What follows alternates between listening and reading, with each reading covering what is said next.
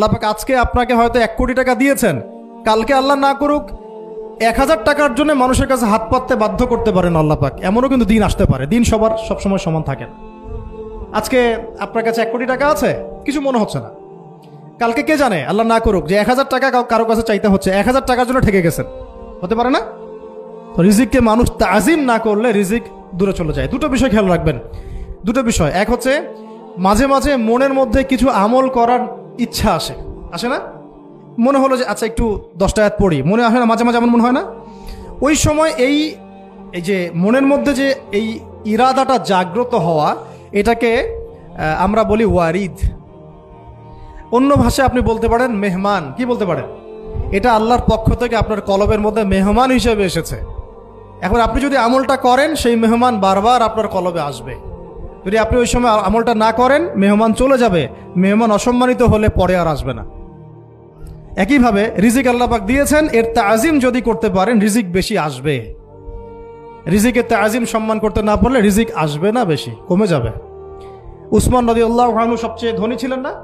কেন জানেন? কেন? এটা কি জানেন কেন ধনী ছিলেন? একে তো তিনি প্রচুর দান সদকা করতেন, এটা তো আপনারা জানেনই। আরেকটা জিনিস অনেকে জানে না, তিনি উটের পিঠে বসেছিলেন, কিছু একটা খাচ্ছিলেন, এই 2-1টা দানা পড়ে গেছে নিচে। উটের পিঠ থেকে নেমেছেন, নেমে সেই দানা উঠিয়েছেন, পরিষ্কার করেছেন, ধুয়েছেন, আবার খেয়েছেন। তার এই 2-4টা দানার কোনো কিন্তু মানে পরোয়া না করলেও চলে, তার প্রচুর অর্থ সম্পদ আছে। এত অর্থ সম্পদ যে তাবুক যুদ্ধের দিন 30,000 সেনাবাহিনীর দায়িত্ব নিয়েছেন। 30,000 সেনাবাহিনীর দায়িত্ব নিয়েছেন। সেনাবাহিনী যাবে, থাকবে, খাবে, তাবু টাঙাবে, সব দায়িত্ব তার। 30,000 সেনাবাহিনীর দায়িত্ব নেওয়া কি চারটাখানি কথা? তো এই সাহাবী এই কয়েকটা খাবারের দানা উঠিয়ে খেলেন। নবী সাল্লাল্লাহু আলাইহি ওয়াসাল্লাম বলেছিলেন যে তোমাকে আল্লাহ পাক রিজিক বাড়িয়ে দিবেন না কেন?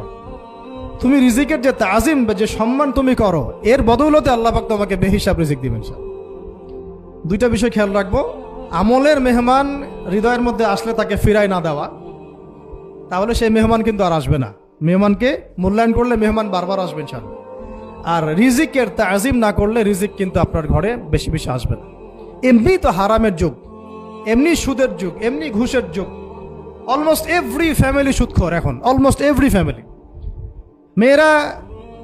মেয়েরা স্পেশালি যারা শাশুড়ি টাইপের, আপনারা মাইন্ড করেন না, তাদের সাইকোলজি যে এতই নিচে নেমে গেছে এখন যে আমার মেয়ে জাহান্নামে যায় যাক, হ্যাঁ আমার মেয়ে জাহান্নামে যায় যাক, সমস্যা নাই, দুনিয়াতে সে যেন ভালো থাকে। এটা কেন বললাম?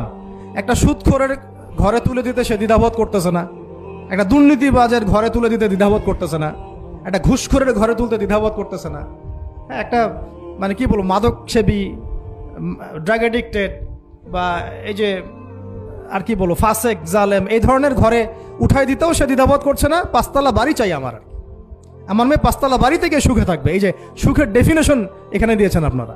এই জন্য কত হাজার হাজার মেয়ের জীবন নষ্ট করে দিয়েছেন আপনারা। আমার কথা মাইন্ড করে না, হাজার হাজার মেয়ের জীবন মায়েরা নষ্ট করে দিয়েছে, শুধুমাত্র মেয়েদের দুনিয়াবি সুখ এর সংজ্ঞাটা বুঝতে ভুল করার কারণে। এর নাম যদি সুখী হইতো তাহলে অমুসলিমরা সুখী না কেন? পশ্চিমারা সুখী না কেন? ওরা আত্মহত্যা করে কেন? এভাবে মেয়েদের জীবন নষ্ট করেছেন। অথচ অল্প যদি হালাল রিজিকও হতো, আল্লাহ পাক তাকে বরকত দিতেন, সুখে থাকতো। তা আল্লাহ পাক আপনাদেরকে রিজিকের মূল্য বোঝার, তাজিম করার তৌফিক দান করেন, আমিন। অনেক ভিতরে ভিতরে চলে যাচ্ছে আমি, সময় আমাদের হাতে আরো শর্ট হয়ে আসতেছে। তো এখানে একটা কথা বলে দিব যে রিজিকের প্রসঙ্গ যেহেতু আসছে, যে হালাল খেতে হবে আমাদেরকে, হারামের দ্বারস্থ হওয়া যাবে না। আপনার স্বামী যদি হারাম খায়, আপনি স্বামীকে বুঝান, তাকে ওই চাকরি ছেড়ে দিতে আপনি উৎসাহিত করেন। আমি আপনাদেরকে একটা অনেস্টির সাথে একটা কথা বলি, যত এই যে প্রশাসনে যত ঘুষখোর আছে, ঠিক আছে, যত দুর্নীতিবাজ আছে, যত মাদক সেবী আছে, মাদকের ব্যবসায়ী আছে, যত সুদখোর আছে, এরা সবাই কেন এই খারাপ কাজগুলো করে জানেন? তার স্ত্রীকে ভালো রাখার জন্যে, তার মাকে ভালো রাখার জন্যে, তার সন্তানদেরকে ভালো রাখার জন্য। তাহলে স্ত্রী হিসেবে, সন্তান হিসেবে, মেয়ে হিসেবে আপনি বলবেন যে আমাদের এইসব ভালোর দরকার নাই আব্বু, হে আমার প্রিয় স্বামী, আমার এসব ভালোর দরকার নাই। হে আমার ছেলে, আমার এসব ভালোর দরকার নাই, তুই হালাল পথে থাক, ওইখানে তুই আমাকে ডাল ভাত খাওয়া, আমি খুশি আছি। এইভাবে আপনারা তাদেরকে মোটিভেট করেন, দেখবেন সমাজে হারাম কমে গেছে ইনশাআল্লাহ। আর হারাম খাওয়া এই ছেলে মেয়েগুলোও কিন্তু মানুষ হবে না। হারাম খাওয়া যে ছেলে মেয়েগুলো রক্ত মাংস করে উঠছে, এরাও কিন্তু মানুষ হবে না। আল্লাহ পাক আমাদেরকে হালাল খাওয়ার তৌফিক দান করেন, এবং এই হালালের জন্য আপনাদের ভূমিকা অনেক বেশি। আমরা উত্তরবঙ্গ সহ দেশের বিভিন্ন জায়গায় সফর করে যেটা দেখেছি, যত সুদী এনজিও আছে না, এনজিওগুলোর মধ্যে মহিলাদের নামই বেশি, জানেন? মহিলাদের নাম বেশি সুদী এনজিওতে। তো এই দাওয়াতগুলো আমরা মা বোনদেরকে দিতে চাই যে কোন অবস্থাতে যেন হারাম রিজিকের দিকে আপনারা না ধাবিত হন, এবং রিজিকে তাজিম করেন, পরিবারের মধ্যে হৃদ্যতা ভালোবাসা বজায় রাখেন, একে অপরকে বিশ্বাস সম্মান এবং শ্রদ্ধা করেন। ইনশাআল্লাহ তাআলা আপনাদের পরিবারও সুখী হবে, রিজিকও সুন্দর হবে, এবং রিজিকে বরকত হবে ইনশাআল্লাহ।